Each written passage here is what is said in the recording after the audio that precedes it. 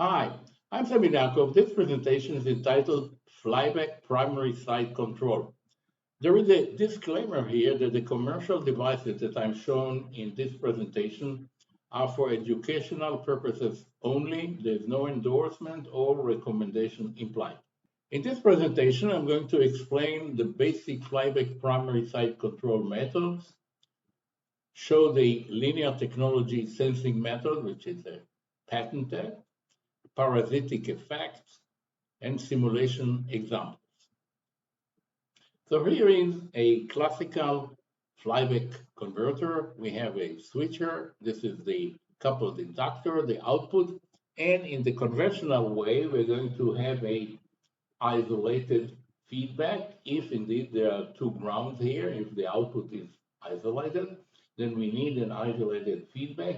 Usually there's going to be here an amplifier, and then we are going to send the signal, the error, the amplified error signal to the controller, which is switching the transistor. Obviously, this is costly. Another way is to have an auxiliary winding, pretty much like the output winding, with the voltage depending on the turns ratio between L2 and L3. Here we have also rectification. This is also used for an auxiliary power supply for the controller and also for sending this voltage. The idea is that if these are matched, then the voltage here will be like the voltage at the output. However, with the load variation, voltage drop on the diode and the stray parasitics will change. So this may not be a very accurate way to go. Now, the through primary site control means that we don't have any auxiliary winding, but we are sensing the output as it is without rectification. I think this is the point. And from this signal, we are sort of figuring out what is the output and controlling the transistor such that the output will follow the required value. So this is the true primary site control method. Now, this method is based on the fact that during operation, the voltage of the output shows up at the input winding. Why is this? Here I'm showing the charging mode, that is when the transistor is on. We have on the primary the input voltage, on the secondary V in over N, if this is N to 1. The diode is not conducting, so this output has no effect on the coupled inductor. And then during the discharge, when the output goes out of the diode here, we have a reflected voltage, which, neglecting the voltage drop on the diode, which I'm going to talk about, is N times V out. So at one instance, we do have an indication of the output voltage at the primary. So the primary site control will rely on this fact. So here is a way to sense this voltage, which is sort of floating, not referred to ground.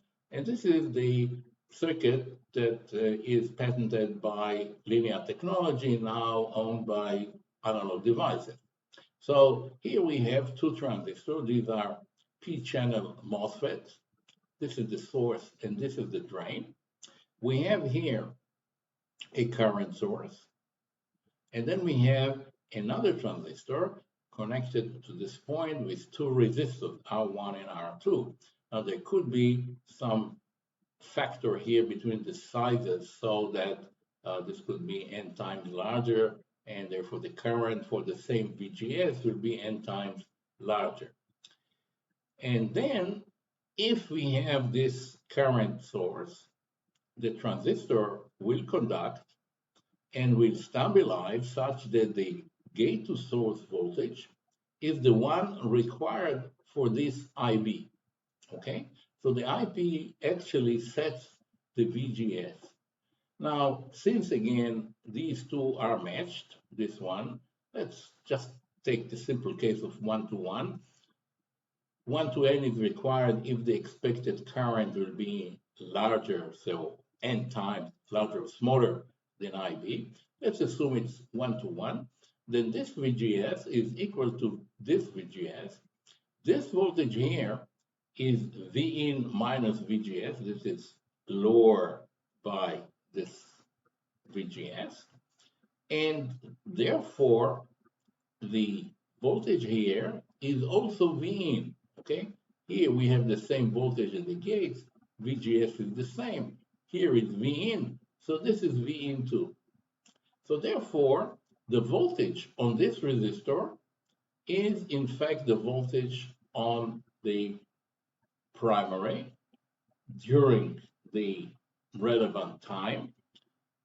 And therefore, the current here, R1, R sub 1, would be V out, it should be times N, I'm sorry, V out times N divided by R1 times R2 times R2, this is the same current here, gives us the sense voltage. So in fact, at this instant, we get here a voltage which is proportional, linearly proportional to the output, save the issue of the voltage drop of the diode, and parasitics, which I'll talk about in a minute. So this is the basic idea of sampling. Obviously, there could be a different way of doing it, but this is the way that now linear technology is doing it with the two transistors. They could be BJTs too. We'll see that. So here is how it works in terms of the waveforms. We have two cases here, DCM and CCM. Here we have this is the secondary, this is the primary current. Here the primary goes up, and then at the transition, when the transistor is off, then the current at the output is maximum and then goes down. This is now the point that the current is zero. At this point, we are losing the voltage at the primary. The green one is the reflected voltage at the primary. And then we have some oscillation due to the fact that we have resonance between the primary and some capacitance. And then when we turn on the transistor again, the current, this is the primary current, the green is the primary current, is going up. Similarly, in the case of CCM, in this case, of course, there is no drop to zero. We have this is reversed, I'm sorry. IL1 is the green one, and IL2 is the purple one. This is going down. IL1 is going up.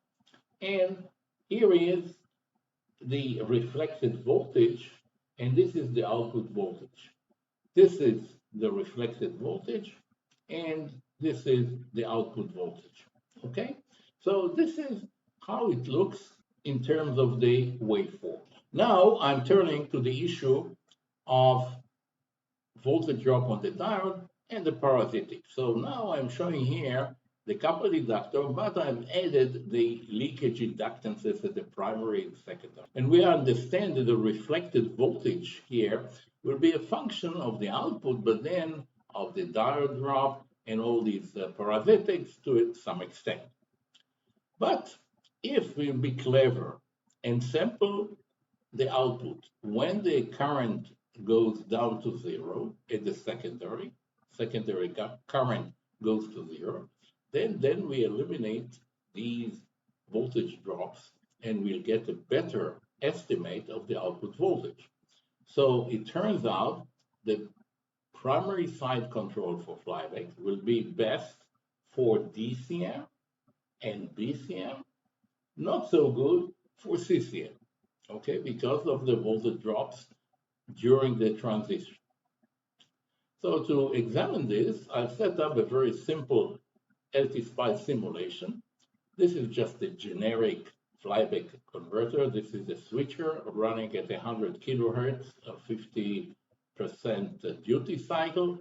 And then I have some parasitics that I've added just to see the effect of it. And then this is the diode, and this is the output section. And what we're going to see here then is the operation, first of all, in DCM, okay? So we have the primary current going up, the secondary current going down, and here the secondary current is reaching zero. This is now, the green one is the reflected, but I've divided it by 3, which is the turns ratio, okay? And then we see that while the purple one is the output, this is the output, okay? So what we see here is indeed when the current of the secondary approaches zero, and in fact reaches zero, there is a very good match between the reflected voltage and the output voltage within some error here. And of course, now the question, where will be the sampling time? Are we going to sample it here or here? And if the sampling will be just a little bit after the need, then we'll be in good shape and we'll be actually sampling the output voltage. Now, this is a zoomed picture of the same situation. We see the reflected voltage, we see the output voltage. This is reflected divided by N. And you see that the knee, the exact point of knee is sort of off by 0.5 volts, but again, if the sampling will be just a little bit after it, then we'll be in good shape. Now, in CCM, the situation is worse.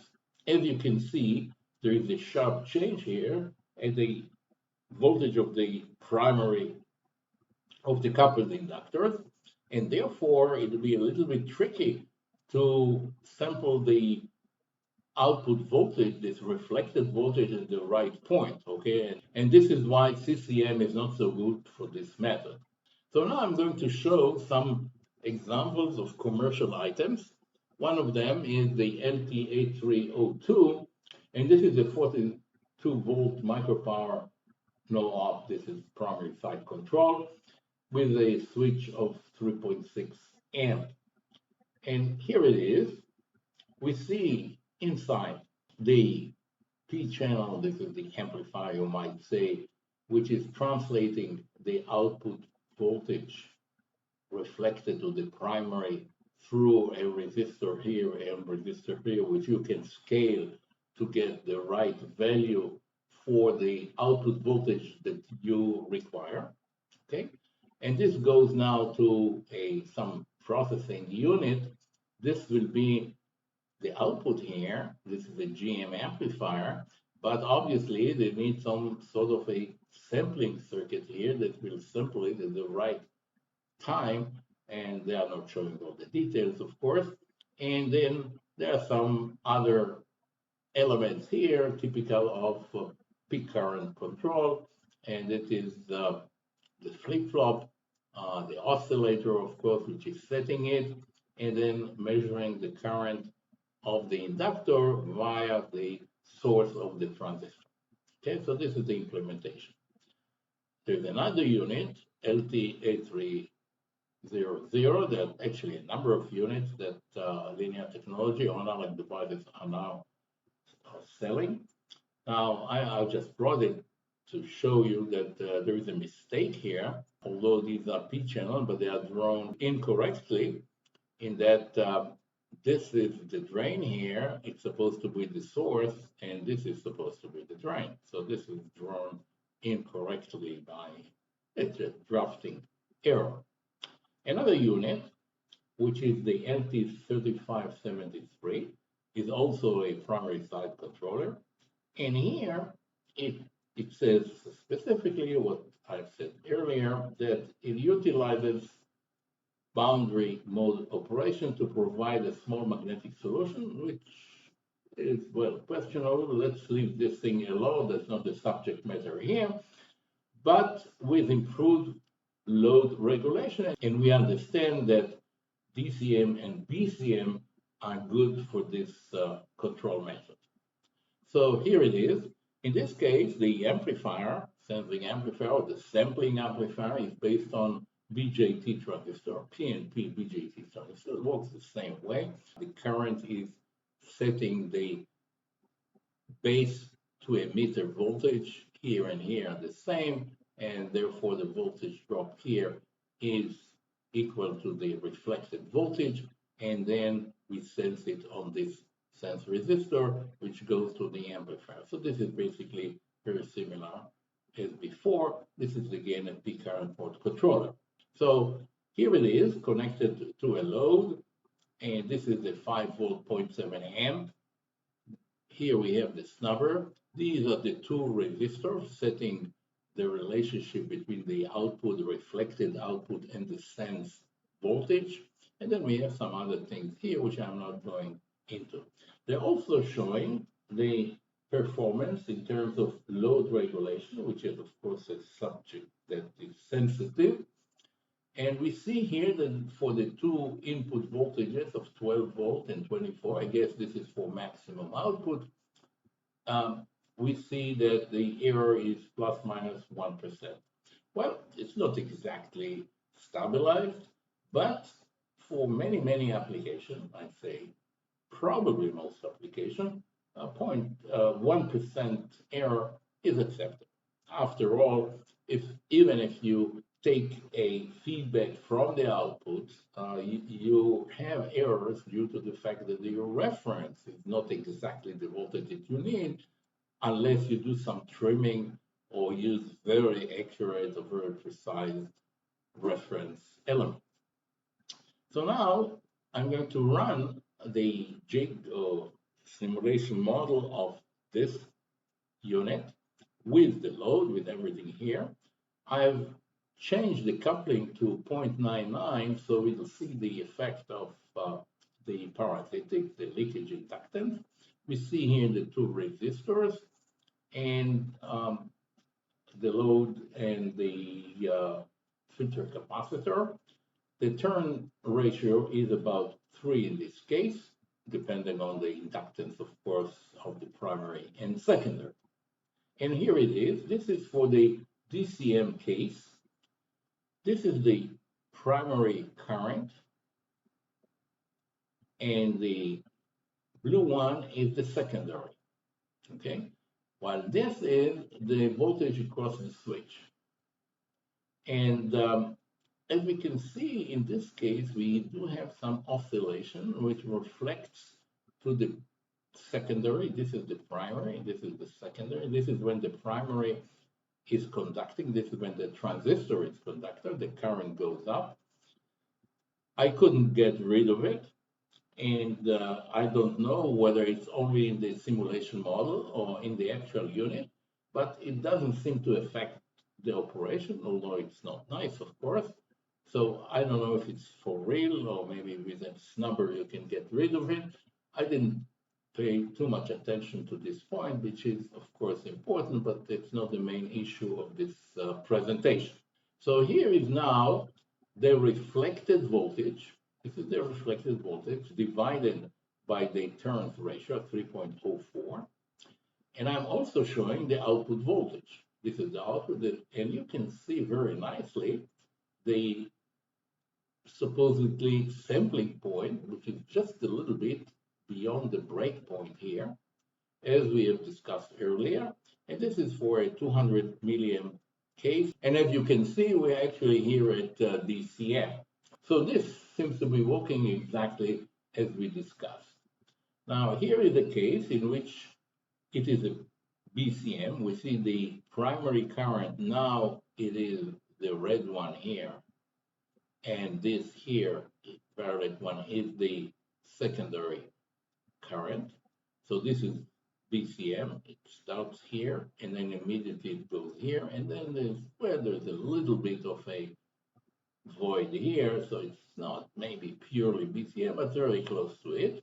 This is now 1 amp, and again, I've divided the reflected voltage so that we'll see them in the same scale, and here again we see the trip point between the reflected voltage and the output voltage. To see the sensitivity to load changes, I've run a simulation with a load which is changing between 120 milliamp to 1 amp. Okay, this is the main range that you'd expect in an operation of a converter like this.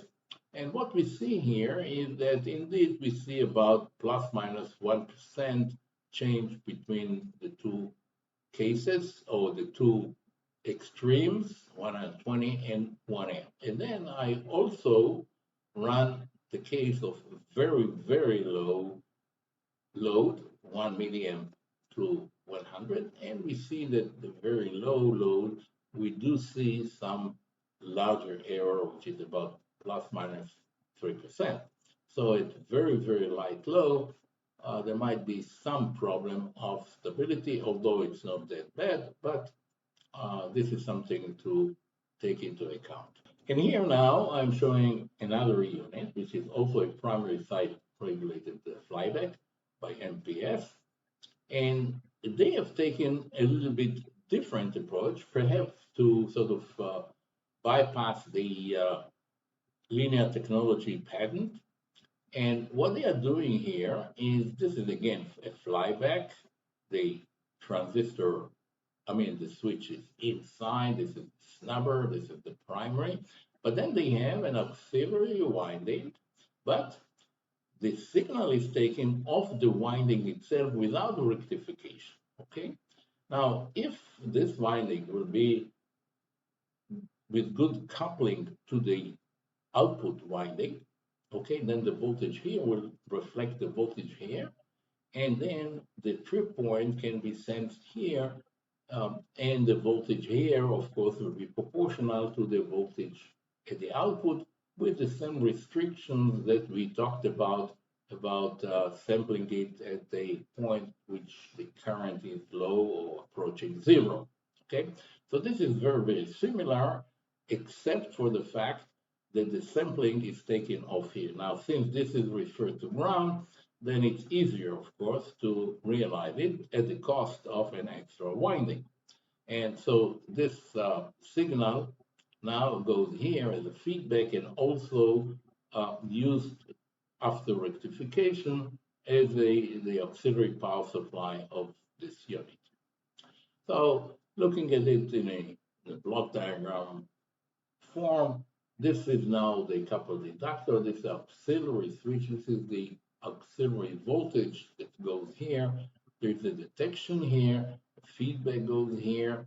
So it's pretty much the same, except again for the fact that rather than sampling the primary, they are sampling an auxiliary winding. Now, the performance that they are showing in the datasheet seems to be better than the one that I've got by simulation. Okay, I don't know how well will this do in simulation, but at least in the datasheet, it looks that the range is plus minus 0.2% rather than 1%, which is, of course, pretty good. This is for a load regulation. And for a line regulation, it's about the same thing. I didn't do the simulation for line regulation. Also, notice that the output voltage here is 12 volt as compared to the 5 volt in the case that I've studied with the simulation. Obviously, the error due to the diode is sort of diluted here. So if we just compare the two, probably you'd like to multiply the error by, I don't know, something like 2.5. So this comes to be like 0.5 plus minus 0.5%. Well, of course, the more careful study has to be done in order to compare the two units on the same basis. So what is the conclusion here? Primary side regulation is here. It's working, it's fine, it's saving the feedback, the isolated feedback, and in fact, I've been using it. It looks pretty good. I would suggest to add a zener with a voltage which is somewhat higher than the nominal voltage. And this is just to protect sensitive elements in the case of extremely light load. For example, an MCU, which is in a sleep mode, takes very little current, and then the voltage might go up. The zener could be of very low power because it'll go into operation only at no load, and the power level is very low. So from the cost point of view, it's not that much. And I think it's an extra precaution that is good to take. Now, the performance of these controllers seem to be very good.